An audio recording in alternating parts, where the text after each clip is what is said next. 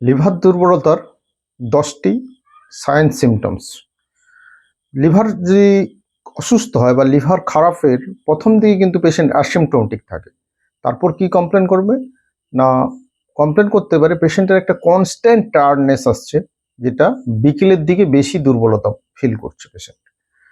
2 নম্বর হচ্ছে loss of appetite, খিদে মন্দা, খেতে পারছে না ঠিকঠাক। তারপর পেশেন্ট কমপ্লেন করবে যে নশিয়া ভমিটিং হচ্ছে বা খাওয়ার দেখলেই বমি বমি ভাব আসছে। 4 নম্বর হচ্ছে পেশেন্ট কমপ্লেন করবে ইওলিস discolouration of conjunctiva and skin বা স্ক্লেরা, অর্থাৎ চোখ এবং গায়ের চামড়া হলুদ হয়ে যাচ্ছে। আর একটা হচ্ছে অ্যাঙ্কেল ইডিমা বা পা ফুলছে বা অ্যাবডোমিনাল সোয়েলিং হচ্ছে বা পেটে জল জমছে। গায়ে হচ্ছে খুব চুলকাচ্ছে বা ডার্ক কালার ইউরিন, পেল স্টুল এবং ইজি ব্রুইসেবিলিটি বা গায়ে কোথাও একটু চাপ দিলেই একটা অ্যাকাইমোসিস বা একটা ব্রুইস চলে আসছে। এই যে যদি 10টা কমপ্লেন পেশেন্ট নিয়ে প্রেজেন্ট করে, তাহলে কিন্তু আপনাদের ভাবতে হবে পেশেন্টের হয়তো লিভার ফেলিওর হচ্ছে বা লিভারের প্রবলেম হচ্ছে।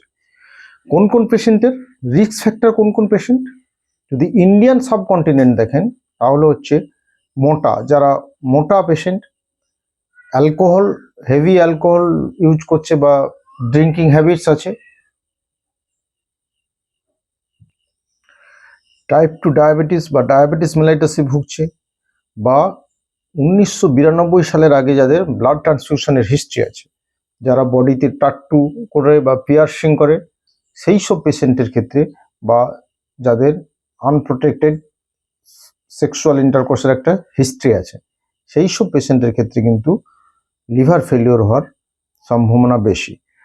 আর একটা হচ্ছে যারা হচ্ছে বিভিন্ন রকম ড্রাগ অ্যাবিউজ করে, বিভিন্ন রকম ওষুধ যেগুলো লিভার ইনজুরি করে, সেই সব ওষুধ, বা পেশেন্টের হচ্ছে family history of liver disease আছে, বা পেশেন্টের হেপাটাইটিস বি, সি, যেগুলো ক্রনিক হেপাটাইটিস বি, সেই সবে আক্রান্ত যদি হয়, তাহলে কিন্তু পেশেন্টের হচ্ছে লিভার ফেলিওর হয়।